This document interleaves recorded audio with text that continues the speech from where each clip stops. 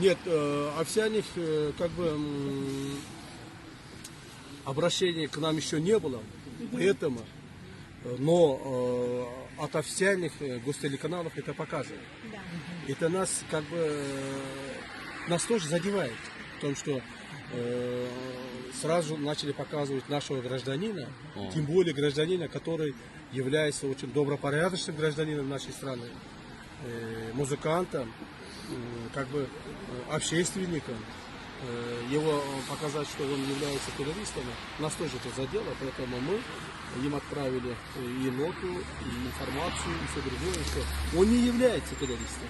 Просто-напросто те люди, которые проводят расследование, они, наверное, или ошиблись, или как бы хотели услышиться, да? Услышиться. Я еще раз говорю, как спецслужбы нашей страны, что ответственно заявляю, что он не может быть привлечен как террорист. Да, он, может быть, каким-то образом оказался в то время не на том месте и был задержан. Это другое. Надо обстоятельства выяснить.